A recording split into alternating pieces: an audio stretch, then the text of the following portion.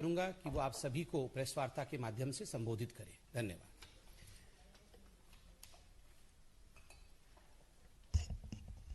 आज पूरे राष्ट्र ने कांग्रेस के निवर्तमान अध्यक्ष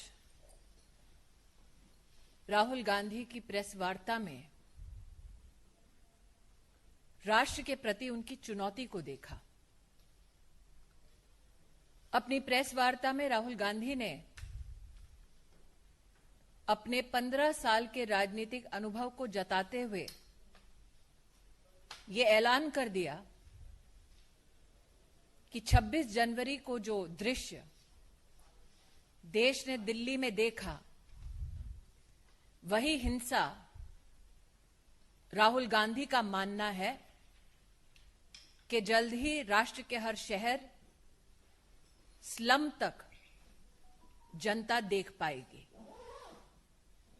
भारत की राजनीति में पहली बार शांति का आह्वान करने की बजाय अराजक तत्व देश में आग कैसे लगाएं, उसका आह्वान करते हुए देश ने आज कांग्रेस के एक नेता को देखा। 26 जनवरी में जो घटनाक्रम देश ने देखा, उसमें 300 से ज्यादा दिल्ली पुलिस के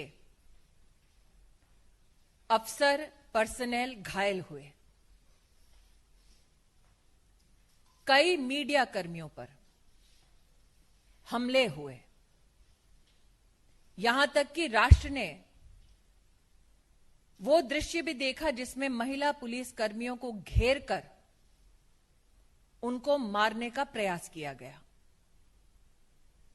राष्ट्र नहीं भूलेगा वो मंजर जब मीडिया कर्मियों पर, पुलिस के अधिकारियों पर ट्रैक्टर चलाकर उन्हें मारने की भी कोशिश की गई। लेकिन आज राहुल गांधी के मुख से घायल एक भी पुलिस कर्मी के लिए सांत्वना के शब्द नहीं निकले। आज राहुल गांधी के मुख से एक भी मीडिया कर्मी जिस पर हमला हुआ, उनके प्रति संवेदना के एक भी शब्द सुनाई नहीं दिए। राष्ट्र को आज मैं एक नागरिक और भाजपा की कार्यकर्ता होने के नाते कहना चाहती हूं, राहुल गांधी वो नेता हैं जो चाहते हैं कि देश भर में कानून व्यवस्था भंग हो। राहुल गांधी वो नेता है जो चाहते हैं कि अराजक तत्व देश में न सिर्फ तिरंगे का अपमान करे, बल्कि देश को तोड़ने का भी दुस्साहस करें। आज भाजपा की कार्यकर्ता, देश की नागरिक होने के नाते मैं राष्ट्र भर से अपील करती हूं कि राहुल गांधी के जितने भी मंसूबे हैं, उन्हें हम सबको मिलकर नाकामयाब करने होंगे। Today, the country witnessed a call for violence given by the former president of the Congress party, Shri Rahul Gandhi. Exploring the fact, enunciating that he has 15 years of political experience, Mr. Gandhi gave a clarion call for violence across various cities, so much so that he included slums where the poor of our country live. Never before in our democratic history have we witnessed a political leader asking for the fire of violence to spread instead of seeking peace, instead of promoting peace.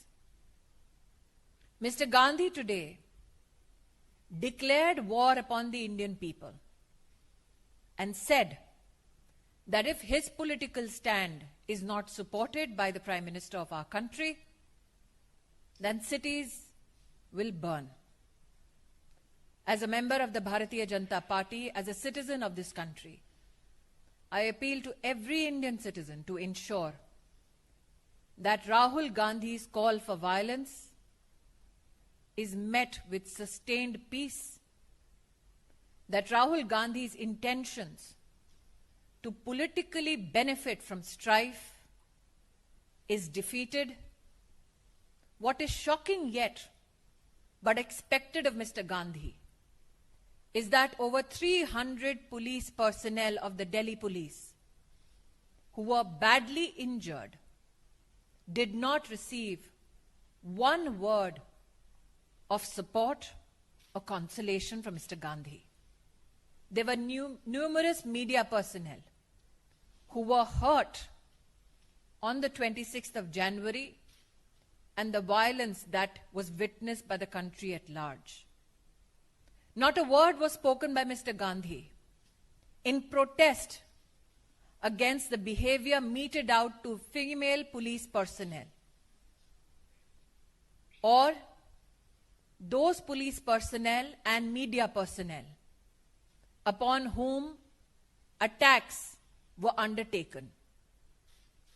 I reiterate that though Rahul Gandhi will call for violence, we as citizens of India seek your support to ensure peace.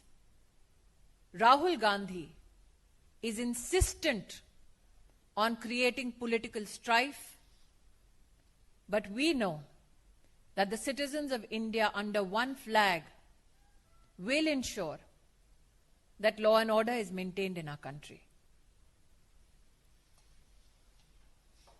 Thank you so much. And we'll take only limited questions because Smriti ji has to rush for a meeting. So I would request Devendra ji, yes, you wanted to ask something.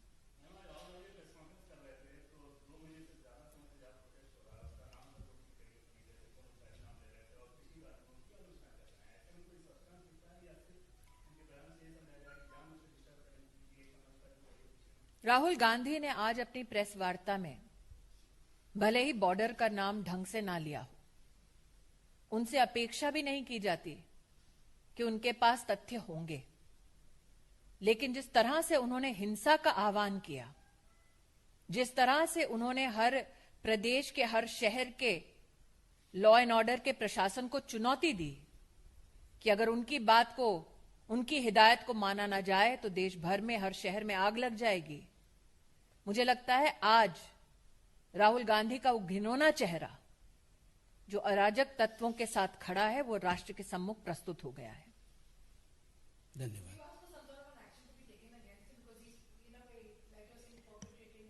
He would want some kind of an action against him so that he can present himself as a political martyr. A person who does not have enough respect for the speech of the Honorable President of India, a person who does not give enough respect to the farming community of our country and is absent from the House when this legislation is discussed, a person who makes merry on taxpayers' time, of course would want such kind of a declaration made by me on this public platform. But what should concern all of us as citizens is that such is the depravity of Rahul Gandhi's politics, that instead of asking for peaceful resolution, he has pointedly said that हिंसा अब शहरों में slum तक फैलेगी। किस प्रकार की राहुल गांधी तैयारी कर कर बैठे हैं हिंसा को फैलाने के लिए, उसकी जानकारी तो मेरे पास है नहीं, लेकिन हां, उनका मन क्या है, उनकी मंशा क्या है, आज उन्होंने स्वयं अपनी प्रेस कॉन्फ्रेंस में इसको उजागर कर दिया है।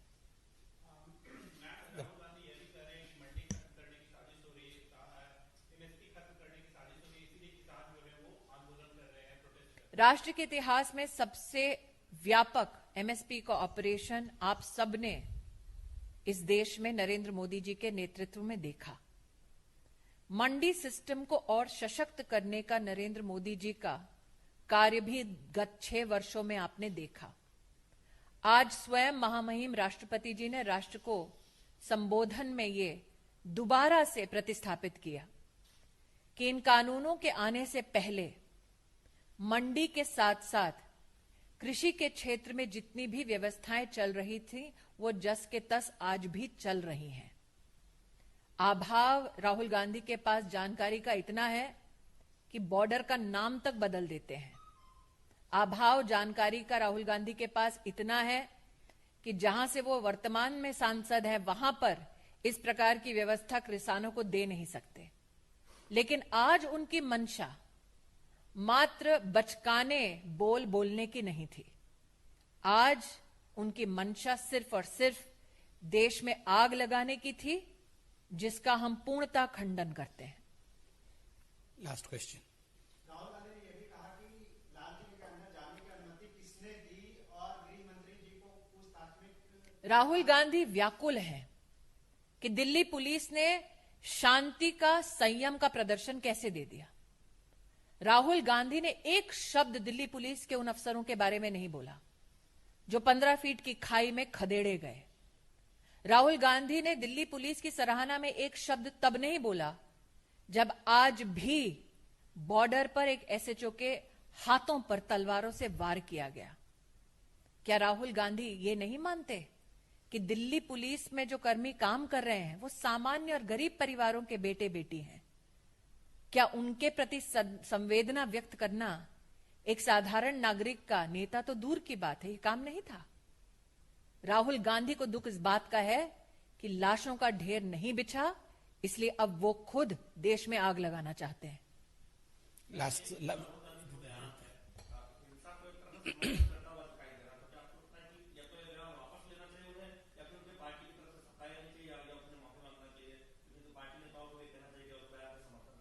पार्टी के मंच से राहुल गांधी ने आह्वान किया है। और क्या ये पहली बार है जब कांग्रेस ने निर्दोषों के खूनों से अपने हाथों को रंगने का प्रयास किया है? कांग्रेस का तो इतिहास रहा है कि देश में बांटो लोगों को, आग लगाओ ताकि वो अपनी राजनीतिक रोटियां उस आग पर सेक सकें। लेकिन देश की जागृत जनता राहुल गांधी के मंसूबों को कभी भी कामयाब नहीं होने देगी। आज यही एक बार फिर निवेदन और यही विश्वास व्यक्त करने हम दोनों आपके सम्मुख प्रस्तुत हुए हैं। Thank you. धन्यवाद। Thank you.